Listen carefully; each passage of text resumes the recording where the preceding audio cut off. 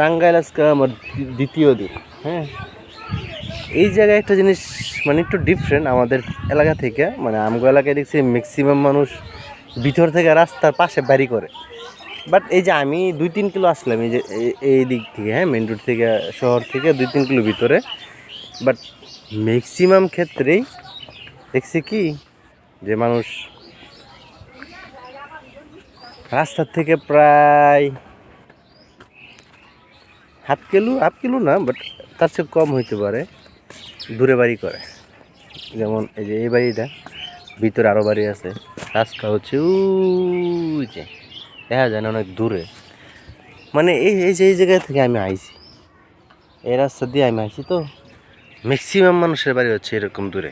But এই জায়গায় আবার একটা জিনিস কি, টাঙ্গাইলের মানুষ এদিকে নাকি পানি হয়, হ্যাঁ, মানে বৃষ্টির দিনে আওয়া পসিবল না।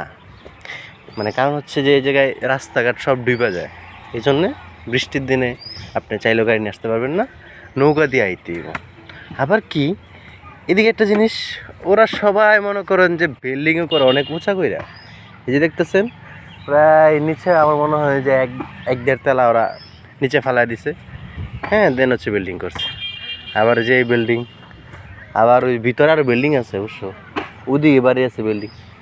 আর ওই যেমন পিছনে যদি আমার ক্যামেরা একটু ঘোলা, রোদের জন্য দেখা যায় না, বাট ওরা ম্যাক্সিমাম ক্ষেত্রে এরকম দেখছি আমি উঁচা উঁচা করে বাড়ি করে, হ্যাঁ।